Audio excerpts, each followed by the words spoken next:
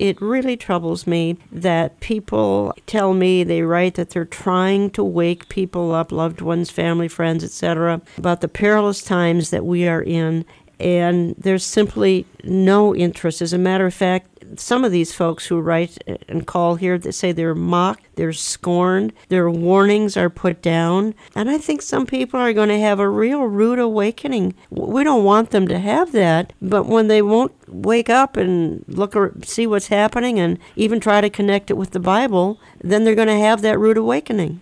Well, that's true. It is amazing because what I always say is, to me, we look at our world today, and there's more that should cause us to believe in our times that the Lord's coming could be very soon than any time in history. And yet there's more of a lack and a dearth of people interested in Bible prophecy or teaching Bible prophecy than ever before. It's a strange situation.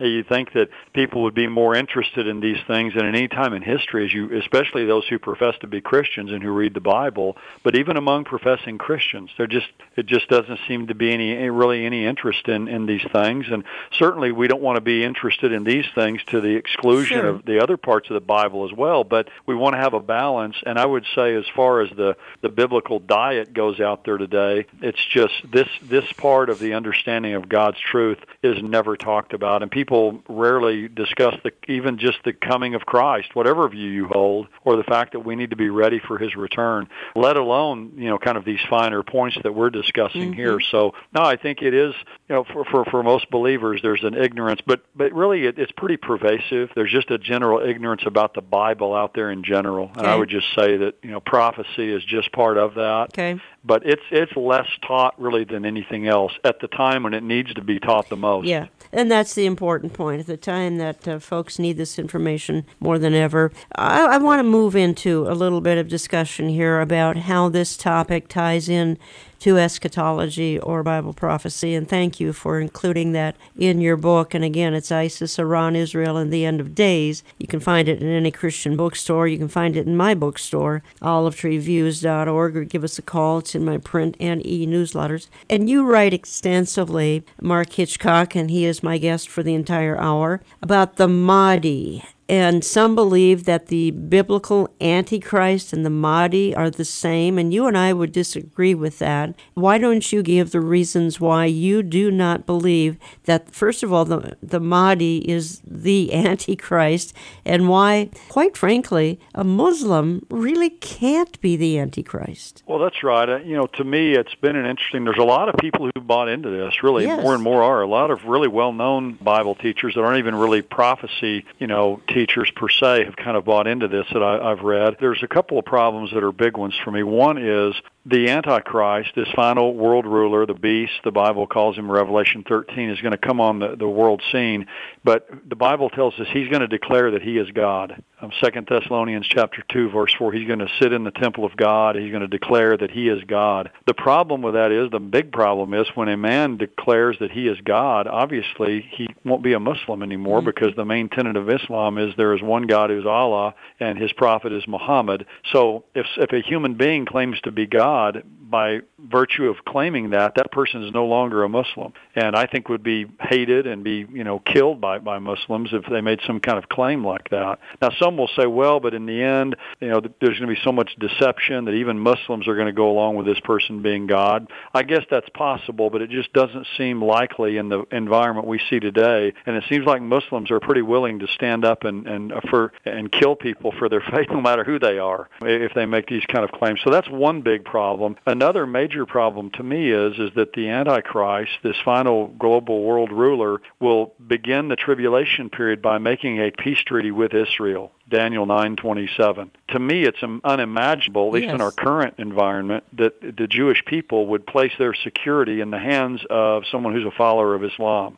I just don't see how that could ever happen. Again, someone could say, well, that's possible. Certainly anything's possible. But those two things to me are very problematic. The other point would be Daniel 9:26 says that this person will come from the same people who destroyed the city of Jerusalem in AD 70, the Roman Empire. That means that he's going to be from some kind of reunited Roman Empire. Now, certainly there were Muslim nations within that area as well, nations that are Muslim today, but I don't see the connection that some people are making. And to me, Daniel saying that the Antichrist is going to exalt himself above every god, to me precludes the Antichrist from being a Muslim. Well, and I agree with you wholeheartedly on all the points you've just made, and certainly the latter one, that the Jews would actually give some credence to either a Muslim or a former Muslim. It just makes no sense to me. But as you say, this is growing in popularity. You're listening to Understanding the Times Radio. I'm Jan Markell. I have Dr. Mark Hitchcock on the line. He is pastor of Faith Bible Church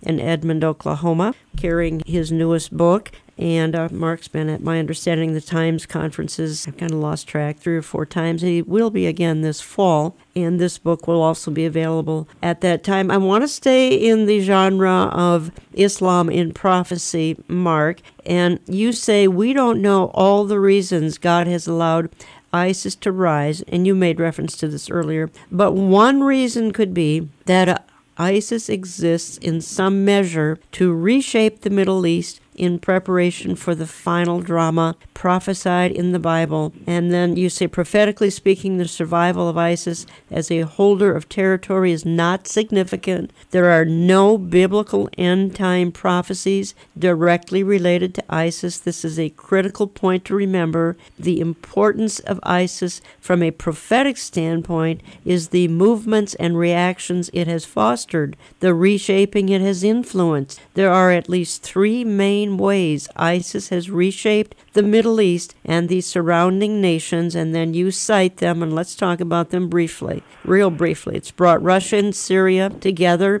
Point 2, it could be prophetic prelude to Gog-Magog. And then 3, so important here, the chaos unleashed by ISIS may serve to bring the Middle East nations to a peace table with Israel, as predicted by Daniel 9:27. A region weary with war and bloodshed may finally be forced to forge a peace settlement. Talk to us a little bit about point A. It brought Russia into Syria. Well, yes, because of what's happening, Russia used this as an opportunity to come into Syria to supposedly, help them out and to get rid of ISIS. But, of course, it was interesting. A while back, they said they were going to leave, and I was very fascinated by that. But then they changed their mind, and they decided they're not.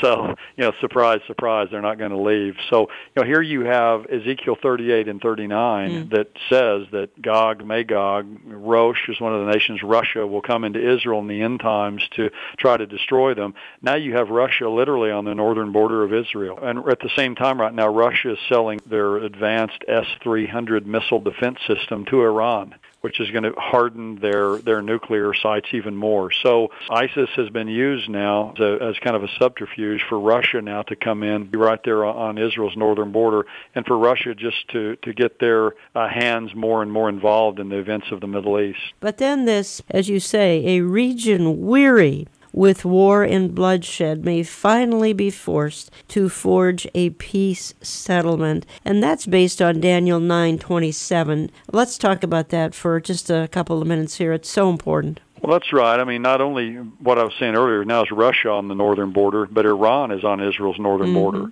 I've heard several Israeli leaders say in recent days they would rather have ISIS in control of Syria than Iran. Okay. That's a pretty amazing statement. Now, they would rather have neither. Yeah. But if they had to make a choice, they would rather actually have ISIS there than Iran, because Iran obviously is a nation that's pursuing nuclear weapons. They have an air force and all of these other things. But that just shows how dangerous the entire situation is. But what the whole ISIS is just keep stirring the pot over there with all of the chaos and the bloodshed. And of course, eventually they do want to come down into the land of Israel. They're over in Libya and in Egypt. And so all of this is just, to me, is causing the desire, the yearning for this peace treaty to come, because that area is already so war-weary. But just think with ISIS and the dragging out of these things over what could be, again, now several more years of this, people there are going to be ready to come to the peace table, I think, just one of these days, just because they're worn out with what's happening. And there's going to be this ruler, the Antichrist, who's going to come on the scene.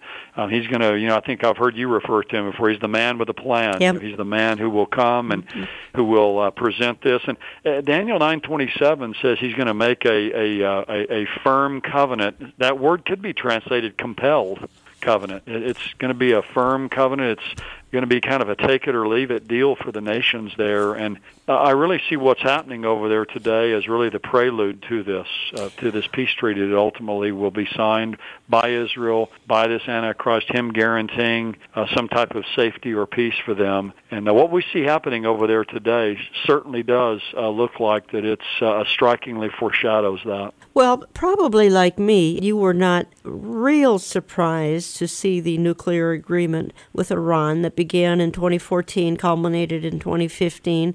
I mean, the free world, led by our White House and State Department, blessed Iran with money and material to begin, quite frankly, preparing for the final battle of Armageddon, which is certainly going to be nuclear-laced war during the tribulation.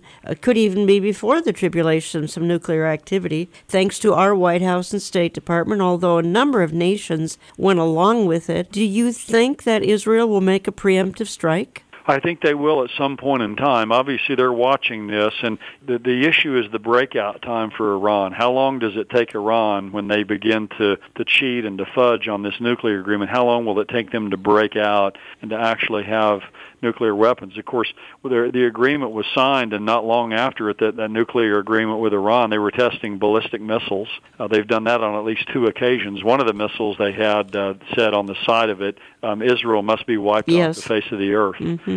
So that's not exactly a comforting thought for the Jewish people. Yeah, I mean, Israel's watching that. They know they have great intelligence. They've sent a lot of these viruses in there that kind of helped keep things at bay. But at some point in time, Israel cannot allow Iran to have nuclear weapons. If it looks like that there's a breakout period for them to do that, I think they have no other choice. You talk about causing the dominoes to begin to fall. That would be a monumental event over there in the Middle East. Not only that, Barack Obama has threatened to have U.S. planes shoot down any Israeli plane that comes against Iranian nuclear facilities. Now, I have no idea if that's actually going to play out. Would U.S. pilots actually shoot down an ally's planes who are just simply trying to defend themselves? And this could be Mr. Obama's final act of evil as he leaves office. I don't know. That is a major news story going out of 2015 and coming into 2016.